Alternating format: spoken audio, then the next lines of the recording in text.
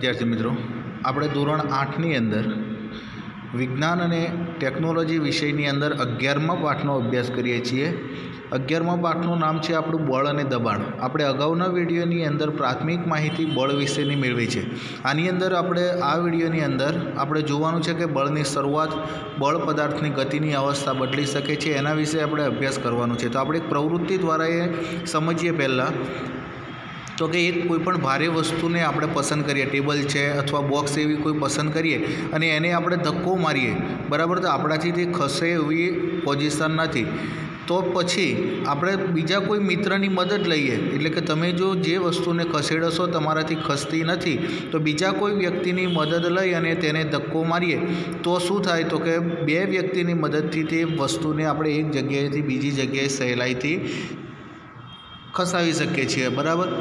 त्यार पछी एवी ज वस्तु, तो कि ते ज वस्तुने धक्को मारो परंतु बंने आपणो जे मित्र छे अने आपणे बंने सामसामी बाजुथी धक्को मारीए, बराबर, तो वस्तु कई बाजू खसे छे, जो खसे तो कई बाजू खसी सके एनो आपणे अंदाज लगाववानो छे।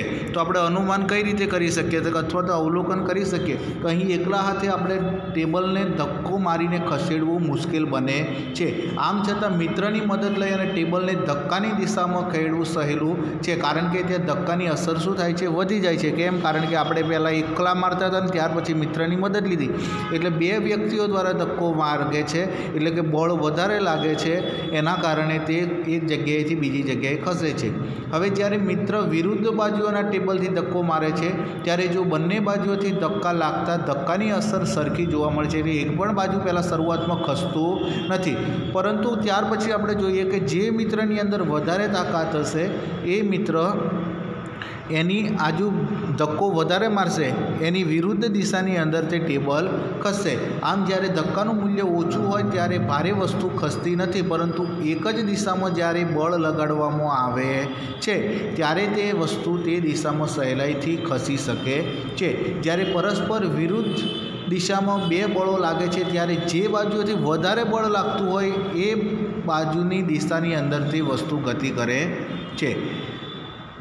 त्यार पछी आपणे बीजुं जोईए तो कि दोरडा खेचनी आपणे रमत जोई छे, बराबर। बंने टीमना सभ्यो पोतपोतानी बाजू जीतवा माटे दोरडું खेचे छे, तो केटलीक वार दोरडું જરાય एक पण बाजू खेचातुं नथी। अहीं आकृतिमां दर्शाव्या प्रमाणे आपणे जोईए तो कि एक पण प्रमाण बाजू खेचातुं नथी। अने आ उपरांत जे टीम वधारे दोरडું जोरथी खेचे एटले के वधारे बळ जे लगाडे छे ए बाजू दोरडું खेचाई जाय छे अने ए टीम आपणे जीती गई तेम कहीए छीए। आ बधा उदाहरणों शुं सूचवे छे, तो कि बळना प्रकार ज सूचवे छे। पदार्थ में एक दिशा में लगाड़ेला बड़ो एक बीजा में उमेराय छे, एटले के एक ज दिशा में लगाड़ेला बड़ो एक करता वधारे जे आपणे लगाड़ेला होय एक बीजानी अंदर उमेराय छे। आपणे आगळना उदाहरण में पण जोयुं कि तमारो मित्र ज्यारे बॉक्स ने एक ज दिशा में धक्को मारे छे त्यारे बळनी दिशा बॉक्स तरफ खसे छे। तेवी ज रीते बीजा उदाहरणनी अंदर पण जोयुं कि जेनी जे मित्र वधारे परस्पर सामसामे होय परंतु जेनी अंदर ताकत वधारे होय ए धक्को मारशे एनी तरफ ते खसशे, ज्यारे जेनी तरफथी वधु बळ लगाडवामां आवे छे ते दिशा तरफ ते बॉक्स खसे छे, बराबर। अहींया आकृति पण आपणने आपेली छे कि बंने टीमो समान बळथी खेचे छे तो दोरडું एक पण बाजू खसતું नथी। त्यार पछी याद करो कि दोरडा खेचनी रमतनी अंदर बंने टीम आगळ जोयुं तेम समान बळथी खेचे तो दोरडું एक पण बाजू खेचातुं नथी।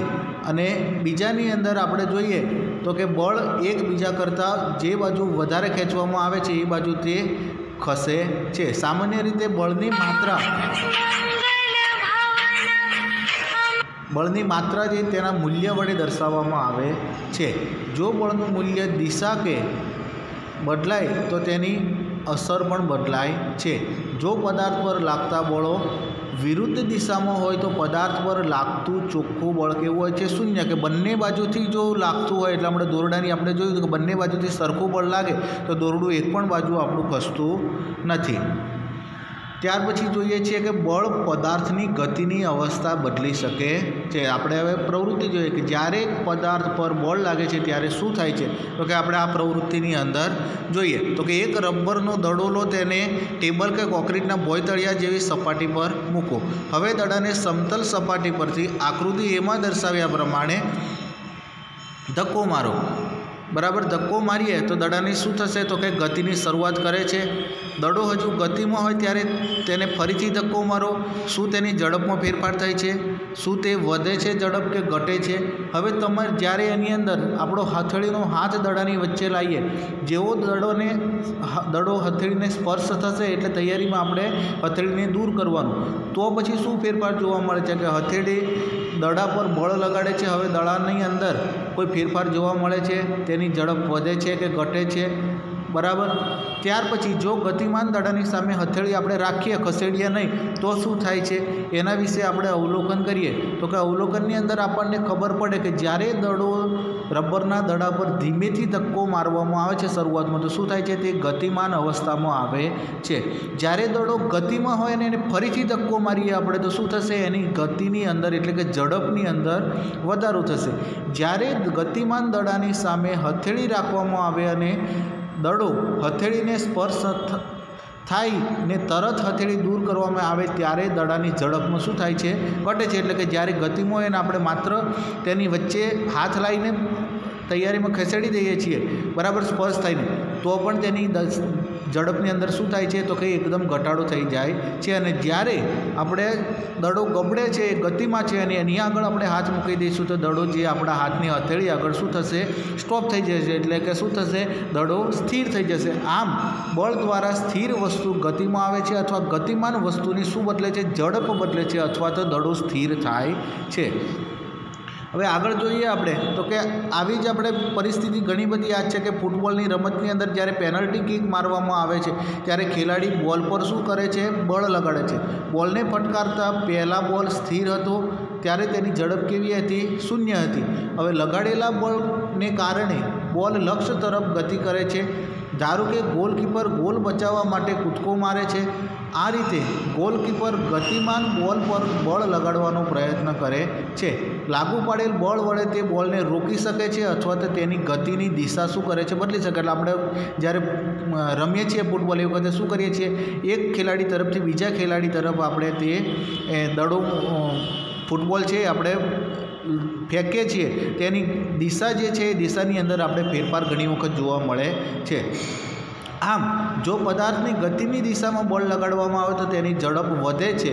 જો બળ ગતિની વિરુદ્ધ દિશામાં લગાડવામાં આવે, બરાબર સીધો દડો જતો હોય એની આપણે બીજી દિશા જો બદલીએ તો પણ એની અંદર ઘટાડો જોવા મળે છે। હવે નીચેની આકૃતિ પરથી આપણે જોઈ શકીએ કે ટાયરને ધક્કો મારવાથી ટાયરની ઝડપ વધે છે। बराबर આપણે કોઈ ટાયર હોય તેને ધક્કો મારીએ તો એની ઝડપ શું થાય છે, વધે છે। આવી એક બીજી પ્રવૃત્તિ જોઈએ તો કે એક દડો લો, તેને સમતલ સપાટી પર મૂકો અને ત્યાર પછી આકૃતિમાં દર્શાવ્યા મુજબ આપણે એને ધક્કો મારો। ત્યાર પછી કંપાસની અંદરથી ફૂટપટ્ટી લઈ અને તેને વચ્ચે આપણે મૂકો તો ગતિમાન દડાની ઉપર શું અસર થાય છે તો કે સૌપ્રથમ એની ગતિની અવરોધાય છે। ત્યાર પછી શું થશે તો કે આપણે ફૂટપટ્ટી વચ્ચે મૂકી છે એટલે એની દિશા શું થશે, ફરી જશે। બરાબર શું દડો ફૂટપટ્ટીને અથડાયા પછી તે જ દિશામાં ગતિ ચાલુ રાખશે એનું આપણે અવલોકન કરવાનું। ત્યાર પછી પ્રવૃત્તિનું પુનરાવર્તન ફરીથી કરીએ અને અવરોધવા માટે ફૂટપટ્ટી એવી રીતે મૂકો કે તે ગતિમાર્ગ સાથે જુદા જુદા કોણ બનાવે, એટલે કે અલગ અલગ દિશાની અંદર તેની દડો જે છે ફૂટપટ્ટી મૂકીએ, અલગ અલગ દિશામાં મૂકીએ એટલે કે તેનો દડાની દિશા બદલાય એ પ્રમાણે આપણે કોણ મૂકવાના। દરેક કિસ્સામાં ફૂટપટ્ટીને અથડાયા પછી દડાની શું થાય છે, કઈ દિશામાં જાય છે, તેની ગતિ અવરોધાય છે, તેની દિશા બદલાય છે, એના વિશે આપણે અવલોકન કરવાના છે। તો અવલોકન આપણે કરીએ તો આપણને માલુમ પડે કે ફૂટપટ્ટી ગતિમાન દડાના માર્ગમાં મૂકવાથી તેના પર બળ લાગે છે અને એના કારણે દડો ફૂટપટ્ટીને અથડાયા પછી તે જ દિશામાં ગતિ ચાલુ રાખતો નથી। ત્યાર પછી ફૂટપટ્ટીને એવી રીતે ગોઠવવામાં આવે છે કે જેથી ગતિમાન દડાને સાથે જુદો જુદો કોણ બનાવે। તે વખતે દર વખતે દડો અથડાયા બાદ ફૂટપટ્ટી જેવી રીતે આપણે ગોઠવી હશે એ દિશામાં દડો ફંટાઈ જાય। મતલબ કે ખૂણો દર વખતે આપણે જેમ બદલીએ તેમ તેની દિશા પણ બદલાય છે। આમ ગતિમાન દડા પર બળ લગાડવાથી દડાની ઝડપ, દડાની ગતિની ઝડપ અને ગતિની દિશા બંને બદલાય છે। અર્થાત દડાની ગતિની અવસ્થા પણ આપણે બદલેલી જોવા મળે છે। આવા જ આપણે બીજા ઉદાહરણ જોઈએ તો કે વોલીબોલની રમતમાં ખેલાડીઓ અવારનવાર ગતિમાન દડાને તેમના સાથી ખેલાડીઓ પાસે ધક્કો મારીને મોકલતા હોય છે। આ ઉપરાંત ક્યારેક દડો ધક્કો મારીને કે ફટકો મારીને કોર્ટની બીજી બાજુ પણ આપણે મોકલીએ છીએ। ક્રિકેટમાં બેટ્સમેન બેટ વડે દડાને ફટકારીને દડા પર બળ લગાડે છે। આ કિસ્સામાં દડાની ગતિ જે છે એની દિશાની અંદર ફેરફાર આપણને જોવા મળે છે। આ બધા ઉદાહરણમાં આપણને ગતિમાન દડા ઉપર બળ લગાડવાથી ઝડપ અને ગતિની દિશામાં ફેરફાર જોવા મળે છે, બરાબર। આ ઉપરાંત આવા બીજા અન્ય ઉદાહરણો પણ આપણે આપી શકીએ કે આ રીતે તેની અવસ્થા બદલાય અને તેની ઝડપની અંદર ફેરફાર થતો હોય છે। આમ પદાર્થની ઝડપ કે દિશા બંને બદલાય ત્યારે પદાર્થની ગતિની અવસ્થા બદલાય છે તેમ કહેવામાં આવે છે। આમ પદાર્થ ઉપર લાગતું બળ ગતિની અવસ્થામાં ફેરફાર કરે છે, એટલે કે જ્યારે કોઈ પણ વચ્ચે આપણે ગતિમાન અવસ્થામાં કોઈ પણ વસ્તુ હોય એને પણ આપણે જો બળ લગાડીએ તો એની અવસ્થાની અંદર ફેરફાર જોવા મળે છે। હવે ગતિની અવસ્થા તો કે પદાર્થ ગતિની અવસ્થા તેની ઝડપ અને ગતિની દિશા દ્વારા વર્ણવવામાં આવે છે। સ્થિર અવસ્થાને શૂન્ય ઝડપવાળી અવસ્થા ગણવામાં આવે છે। પદાર્થ સ્થિર હોય કે ગતિમાં હોય બંને ગતિની અવસ્થા કહેવામાં આવે છે, એટલે કે જ્યારે પદાર્થ સ્થિર હોય એક જગ્યાએ તો પણ એને આપણે ગતિની અવસ્થા કહીએ છીએ। આપણો સામાન્ય અનુભવ કહે છે કે ઘણી વખત બળના કારણે પદાર્થની ગતિની અવસ્થા પણ બદલાતી નથી। દાખલા તરીકે આપણે કોઈ ભારે વસ્તુ છે એને ગમે એટલું બળ લગાવીએ છીએ એક જગ્યાએથી ખસતી નથી, બરાબર। એવી જ રીતે આપણે દિવાલ છે તો દિવાલને પણ આપણે ધક્કો મારીએ તો તે ખસતી નથી, એટલે કે એના પર બળની અસર દેખાતી નથી। આવી રીતે આપણે ગતિમાન જે પદાર્થો છે એની ગતિની અવસ્થા પણ સમજી શકીએ છીએ। અસ્તુ।